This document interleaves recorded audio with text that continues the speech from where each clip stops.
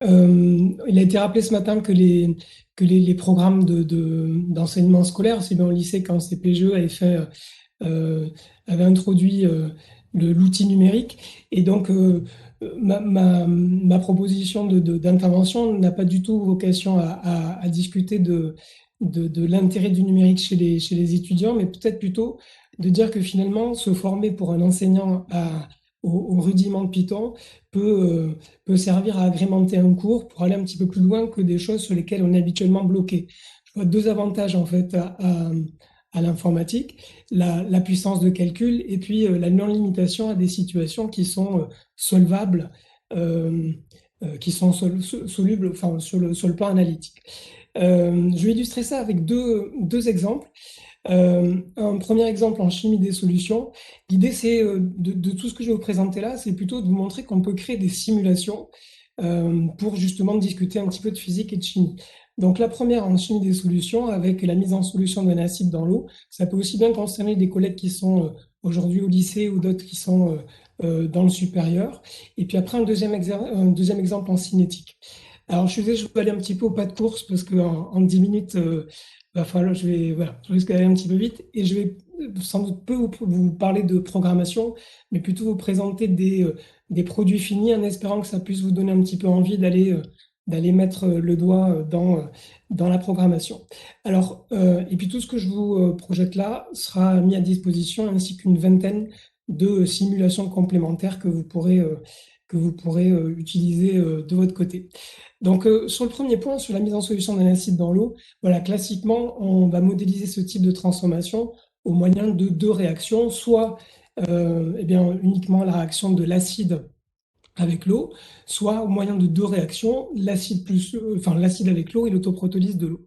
Alors, il se trouve que classiquement dans le cours, on ne traite que la modélisation par une seule réaction, et ça vient du fait qu'on dispose de solutions analytiques à ce problème-là, alors que dès lors qu'on fait appel à deux réactions, on n'a plus de solution analytique, puisqu'on a finalement deux inconnus et des systèmes de deux équations qui sont non linéaires.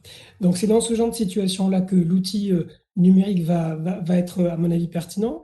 Alors, donc, je vous disais, je ne vais pas commenter les codes. Donc là, j'ai un premier code ici qui va tourner et qui permet en fait, faire le calcul de la composition à l'état final lorsqu'on prend en compte une ou deux réactions. Alors, j'ai choisi un exemple classique, acide acétique, pK égale 4,8, qu'une concentration apportée de 1,10 - 2 moles par litre.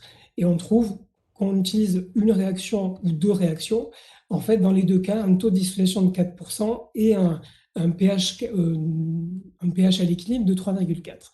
Bon, vous me direz, finalement, il a choisi l'exemple qu'il faut, et puis c'est quand même peu convaincant par rapport à des étudiants. Donc là où je vois un intérêt justement à la programmation, donc alors, je passe toutes les parties de code, hein. C'est justement de pouvoir démultiplier ce genre de petits exemples-là et par exemple, rajouter, comme c'est le cas ici, un curseur sur ce qui va être la sortie, si vous voulez, du script. Donc là, vous avez le pH calculé, soit avec une seule réaction, soit avec deux réactions, pour différentes concentrations apportées, de 10 puissance moins 0,5 à 10 puissance moins 8 mol par litre.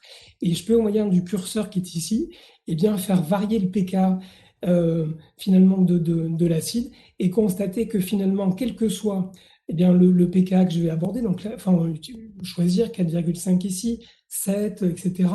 J'ai systématiquement dans une gamme de pH une excellente corrélation entre la modulation avec une réaction avec deux, et on voit que c'est finalement à partir de 6,5, pH de 6,5, qu'on commence à avoir des défauts. Donc pour moi, l'intérêt, c'est de montrer à la fois que, d'une part, lorsqu'on introduit une modélisation par une seule réaction, on a accès à des résultats qui sont particulièrement robustes, mais en même temps, on illustre les limites de cette modélisation classique. Enfin, c'est des choses qu'on raconte classiquement, mais disons que dans ces cas-là, souvent, les limites sont apportées, je dirais, par des arguments un petit peu autoritaires. Donc là, si vous voulez, il y a cette idée de faire émerger par des tracés graphiques les limites de ce qu'on raconte. Et un petit peu dans le même ordre d'idée, donc en allant un petit peu plus loin, euh, toujours sur le modèle d'acide fort ou de modèle d'acide faible, euh, j'ai fait un petit peu le même genre de simulation où ici, en faisant varier le pKa et en calculant le taux de dissociation de l'acide en fonction de la concentration qui est apportée. Je peux aussi bien aller regarder la situation d'acide de pKa, ou associé à des pKa en fait, qui sont élevés, et de constater que quelle que soit la gamme de concentration qui est utilisée, j'ai systématiquement des taux de dissociation qui vont rester extrêmement bas, alors qu'au contraire, lorsqu'on va aller chercher des pKa des acides appartenant à des couples de pKa négatifs, et bien cette fois-ci, quelle que soit la gamme de concentration, quelle que soit la concentration, et bien en fait on a un taux de dissociation de 100%. Et puis on peut aller aussi explorer finalement des cas intermédiaires et constater à ce moment-là que on est forcément sur des validités en tout cas, voilà, excusez-moi, je vais essayer de redire ça. On a un comportement d'acide faible sur des concentrations classiques à 10-1, 10-2 moles par litre.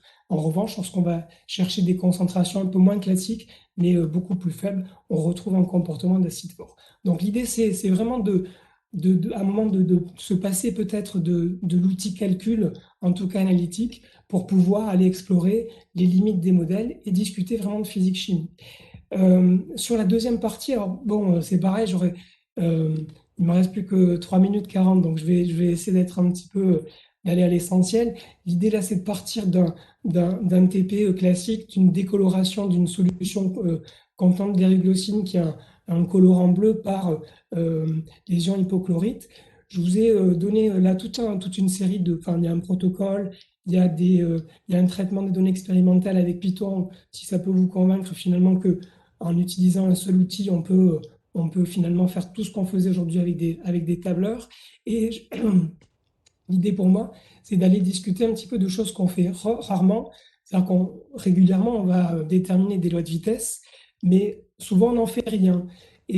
Sauf que déterminer une loi de vitesse, c'est aussi pouvoir prévoir l'évolution des concentrations au cours du temps et à ce moment-là, pouvoir optimiser euh, des conditions expérimentales. C'est aussi pouvoir travailler sur du procédé. En tout cas, c'est donner une perspective à cette épée-là et aller peut-être voilà, effectivement vers de l'ingénierie. Donc l'idée, c'est de se dire qu'à partir du moment où on dispose de la haute vitesse, on dispose également d'une équation différentielle régissant l'évolution de l'avancement au cours du temps, et que des outils comme Python peuvent servir à faire de l'intégration numérique pour pouvoir prévoir l'évolution des concentrations. Alors c'est pareil, je vais aller directement je vous mettrai à disposition tous ces scripts-là, mais je vais me centrer sur deux simulations. La première ici, donc toujours pareil en termes d'ingénierie, va consister donc à pouvoir jouer sur deux paramètres, à la fois le rapport des quantités initiales des deux réactifs, mettre un excès. Est-ce qu'il y a un intérêt, par exemple, à mettre un excès d'oxydant par rapport à l'hélioglossine? Donc, c'est ce que je peux tester ici avec ce facteur petit r qui est là. Et dès que j'augmente petit r, bon, d'une part, on voit que la courbe verte correspondant à la concentration d'oxydant au cours du temps, eh bien, va s'éloigner de la courbe de l'hélioglossine. Mais je peux voir également que la durée nécessaire à la dépollution, si je travaille sur un contexte de dépollution et de débarrasser une solution de cette espèce-là, eh bien, je peux jouer ici sur un excès d'oxydant pour réduire. Je crois que je n'ai pas lancé je ne sais pas si j'avais lancé ou pas le script, pour réduire le temps nécessaire pour que la concentration de l'hélioglossine passe en dessous d'une valeur seuil que je pourrais me fixer. Je peux aussi travailler sur une modulation de la température pour augmenter ou diminuer la vitesse d'évolution des concentrations. On peut, toujours pareil, illustrer de manière assez simple des choses qu'on utilise très souvent, qui vont être des trempes, ou au contraire, par exemple en chimie organique, eh bien des chauffages à reflux en fin de transformation.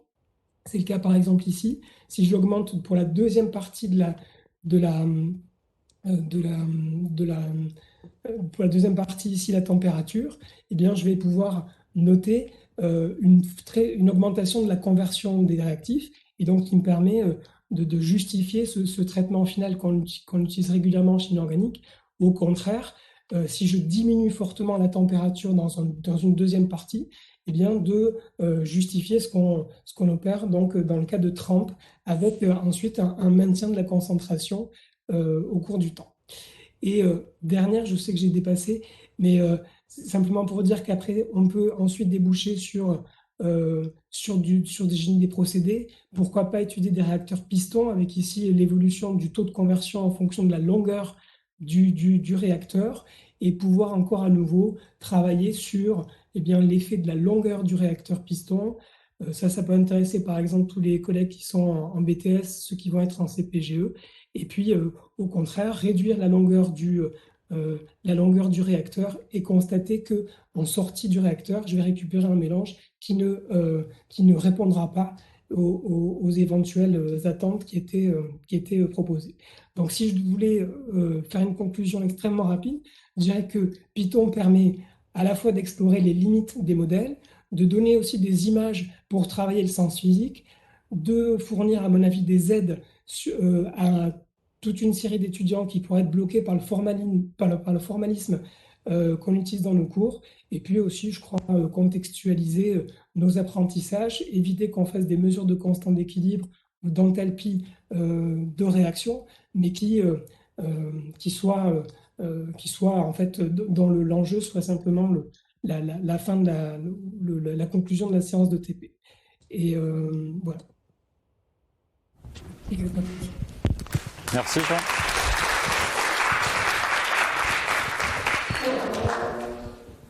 Est-ce qu'il y a une remarque dans la salle, à distance? Moi j'ai une question sur le positionnement de ces enseignements. Est-ce que tu imagines que ce sont des choses qui sont faisables au lycée ou est-ce que ça relève de l'enseignement supérieur? Comment tu vois ça, l'utilisation de ces objets?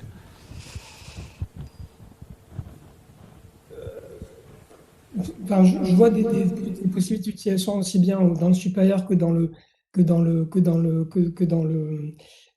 secondaire. Pour moi, l'idée, c'était effectivement plutôt ici de donner des outils à des collègues et en fait faire varier des paramètres pour discuter du sens physique. C'est absolument pas.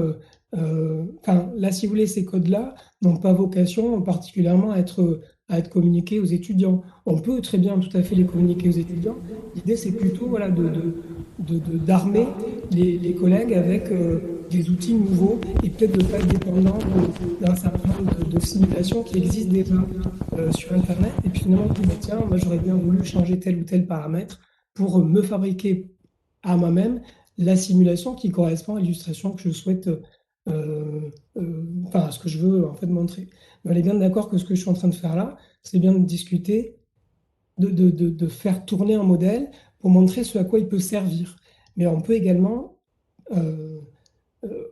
rester ensuite, enfin, confronté à l'expérimental pour voir les écarts entre les modèles utilisés et puis les résultats. Mais effectivement, ce sont des modèles ici qu'on fait tourner. Ouais, donc si je reprends les questions aussi qui passent, comment en fait c'est toi qui bornes les variations par exemple de température, de longueur, c'est toi qui fixes les bornes en fait de ce qui est utilisé comme source dans le modèle. Tout à fait. Là, par exemple, j'ai une ligne dans le code qui me permet d'appeler en fait justement la fonction curseur qui s'appelle interact et ensuite qui me permet de choisir ici que la température va varier entre 290 et 310 Kelvin avec des sauts de 5 Kelvin et puis pareil pour la longueur. Donc là, effectivement, ça suppose dès le départ d'avoir un petit peu réfléchi dans l'écriture du code à ce qu'on veut, enfin aux paramètres qu'on souhaite faire évoluer dans un deuxième temps. Tous tes scénarios sont accessibles? Tu disais Je vais que... tous les envoyer tout à l'heure. Je vais tous les envoyer ainsi que tout à l'heure on parlait par exemple d'absorbance avec toi. Moi j'avais réfléchi à la question de l'absorbance avec d'une autre façon. Donc ça c'est une vingtaine de scripts aussi que je mets à disposition des collègues, là par exemple sur des diagrammes de prédominance, etc. Sur l'absorbance par exemple des choses qui peuvent servir au lycée. J'avais réfléchi à quelque chose sur donner une signification à l'absorbance en comparant par exemple ce que représentait une valeur d'absorbance de 1. Ou alors, ben, si je me place à 0,5, ben, à 0,5, ça veut dire que j'ai 70% du rayonnement qui est absorbé et 30% qui est transmis. Une absorbance de 2, ben, ça veut dire que j'ai 99% du rayonnement qui est absorbé et 1% qui est transmis. Donc je pense qu'il y a plein de choses à faire à tous les niveaux. Et effectivement, moi, les scripts que j'écris, je les mets à disposition. Ce que j'apprécierais par contre, c'est que si certains les, euh, les améliorent, j'aimerais beaucoup avoir le retour des scripts améliorés pour que je puisse moi aussi bénéficier de ça. Si, ça donne une perspective pour la suite.